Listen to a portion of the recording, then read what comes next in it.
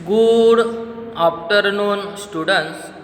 आज हम कक्षा 7वीं में विषय हिंदी, इस विषय में पूरक वाचन 4 सर्वपल्ली राधाकृष्णन, इस पूरक वाचन को हम आज के वीडियो में समझेंगे। भारत रत्न डॉक्टर सर्वपल्ली राधाकृष्णन ये हमारे भारत के सर्वोच्च पद पर मतलब राष्ट्रपति पद पर उन्होंने अपना भारत का काम संभाला था। एक सर्वोच्च पद जो भारत का प्रथम नागरिक हम कहते हैं, ऐसे राष्ट्रपति सर्वपल्ली राधाकृष्णन बने थे। फिर भी राष्ट्रपति का सर्वोच्च पद पाकर भी शिक्षक कहलाना वो अधिक पसंद करते थे और इसीलिए प्रति वर्ष हम 5 सितंबर को उनके जन्मदिन पर भारतवर्ष पर पूरे भारत में शिक्षक दिन के रूप में मनाते हैं। जानते हो क्यों? आइए उनकी जीवनी पर आधारित यहाँ पे हमें एक लेख दिया गया है, उस लेख के माध्यम से हम समझते हैं कि उसके जन्मदिन के अवसर पर शिक्षक दिन के रूप में क्यों मनाया जाता है। विद्यार्थी मित्रों, वो 5 सितंबर की शाम थी। एक घर के बाहर कुछ लोग हाथों में फूल लिए खड़े थे। इनमें अध्यापक भी थे और विद्यार्थी भी थे। और तभी घर का दरवाज़ा खुला और एक सज्जन मुस्कुराते हुए बाहर आए। उन्हें देखते ही सब एक स्वर में बोलकर बैठे, जन्मदिन की बधाई हो। सज्जन ने बड़े आदर के साथ सबका स्वागत किया और उन्हें भीतर ले गए। बैठे हुए एक शिक्षक ने उनसे कहा, डॉक्टर साहब, आज आपका जन्मदिन है। सर्वपल्ली राधाकृष्णन को कहा गया, डॉक्टर साहब, आज आपका जन्मदिन है। आपने आग्रह किया था कि हम कोई उपहार साथ लेकर न आए, लेकिन हमारा मन नहीं मान रहा था और इस अवसर पर हम आपको कुछ देना चाहते हैं, इसलिए हम आपके पास यहाँ पर आए हैं। डॉक्टर साहब ने वहाँ आए हुए सभी लोगों पर एक दृष्टि डाली, उनकी तरफ देखा और कहा, यहाँ हम शिक्षकों के अलावा अनेक विद्यार्थी भी हैं।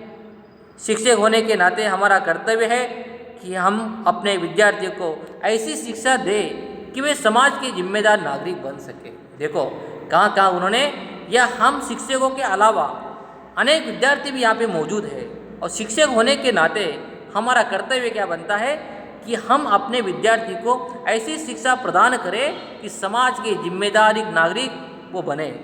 मुझे खुशी है कि आप लोग इतना मेरा सम्मान करते हैं। डॉक्टर सर्वपल्ली राधाकृष्णन ने कहा, मुझे बहुत खुशी है कि आप लोग मेरा इतना सम्मान करते हैं। दरअसल यह सम्मान एक शिक्षक का सम्मान है, बल्कि मेरा नहीं, मेरा कोई व्यक्ति सम्मान नहीं है। ये सम्मान पूरे शिक्षकों का सम्मान है। इसलिए मेरा जन्मदिन नहीं, एक शिक्षक का जन्मदिन है और मेरे अलावा से कितने शिक्षक हैं। इसलिए इस शिक्षक दिन जो है, मेरा जन्मदिन जो है वो शिक्षक दिन के रूप में है। आज जन्मदिन के इस अवसर पर आए सब मुझे उपहार देना ही चाहते हैं, तो मेरा अनुरोध है कि 5 सितंबर का दिन किसी एक शिक्षक के जन्मदिन के रूप में नहीं, बल्कि शिक्षक दिन के रूप में मनाया जाना चाहिए। ये सभी शिक्षकों के लिए एक सम्मानजनक होगा और मेरे लिए ये गर्व की बात होगी। ये किसी एक व्यक्ति का सम्मान नहीं है, सभी शिक्षकों का एक प्रकार के सम्मान होगा और मेरे लिए ये गर्व की बात है, ऐसे डॉक्टर सर्वपल्ली राधाकृष्णन ने कहा। और तभी से प्रति वर्ष हम 5 सितंबर को शिक्षक दिवस के रूप में मनाते आ रहे हैं। ये शिक्षक और कोई नहीं, डॉक्टर सर्वपल्ली राधाकृष्णन थे, जिन्होंने अपने जीवन के लगभग 40 वर्ष अध्यापन कार्य में बिताए। कितने वर्ष? 40 वर्ष उन्होंने शिक्षक के रूप में कार्य किया है, अध्यापन किया है। वर्ष 1888 में चेन्नई के निकट एक तिरुत्तानी गांव में जन्म लेने वाले डॉक्टर राधाकृष्णन के पूर्वज सर्वपल्ली नामक एक ग्राम में रहते थे। संभवतः इसलिए उनके नाम के आगे सर्वपल्ली शब्द जुड़ा। उसके पिता श्री वीरस्वामी वुडिया स्वयं एक अध्यापक थे, एक शिक्षक थे। बालक राधाकृष्णन को 12 वर्ष तक उनके पिता ने खुद ने शिक्षा दी। किंतु उनकी उच्च शिक्षा वेल्लोर और चेन्नई के एक क्रिश्चियन कॉलेज में हुई थी।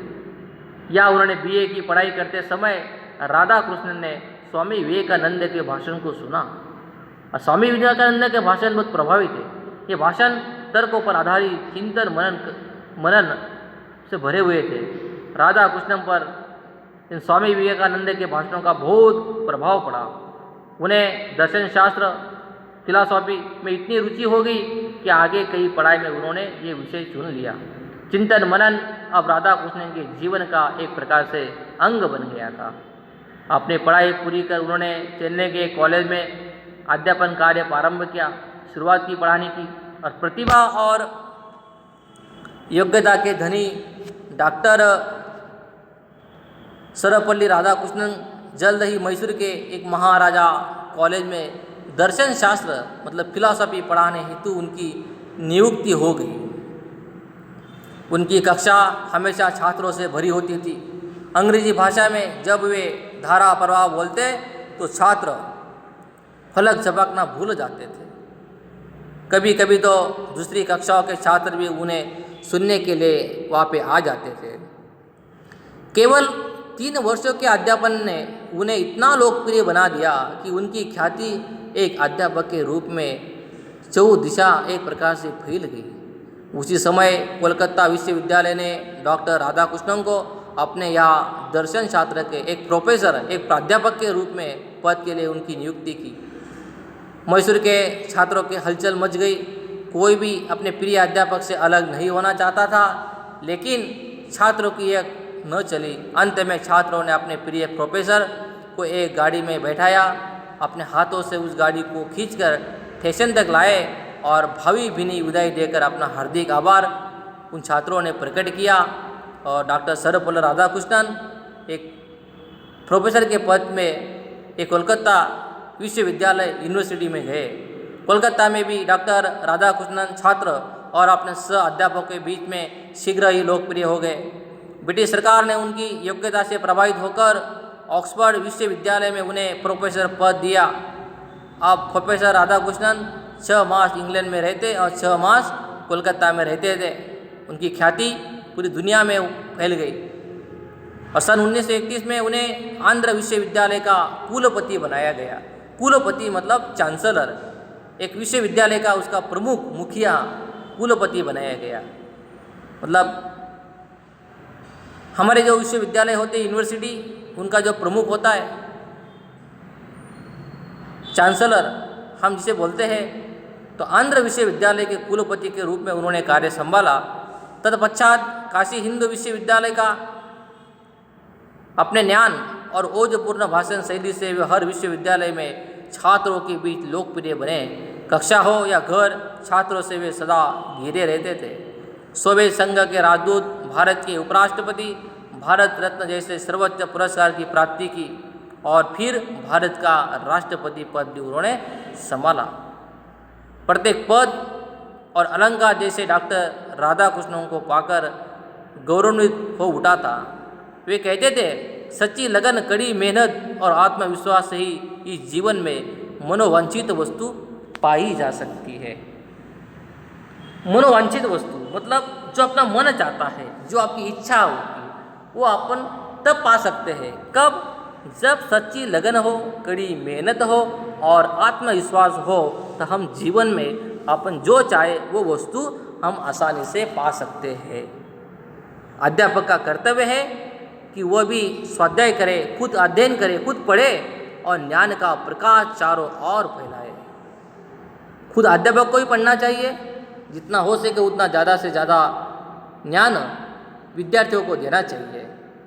इसलिए कहते राधा कृष्ण जी कि अध्यापक का कर्तव्य है कि वह स्वाध्याय करे, ज्ञान का प्रकाश चारों ओर फैलाए। स्वयं भी 12-12 घंटे अध्ययन करते थे। ऐसे डॉक्टर सर्वपल्ली राधाकृष्णन एक महान शिक्षक थे।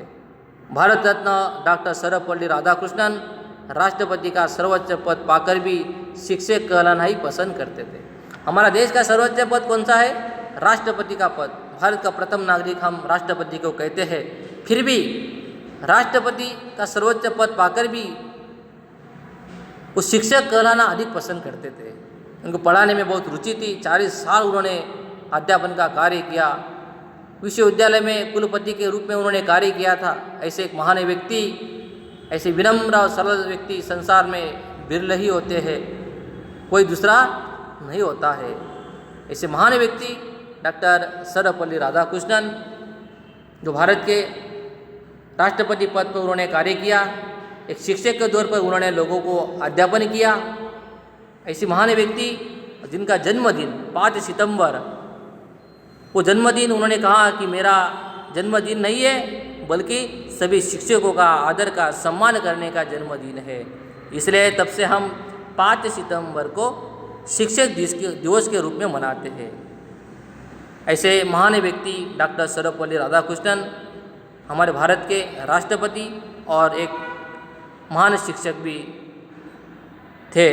तो विद्यार्थी मित्रों हो, हमें उनके विचार को हमारे जीवन में भी आत्मसात करना चाहिए।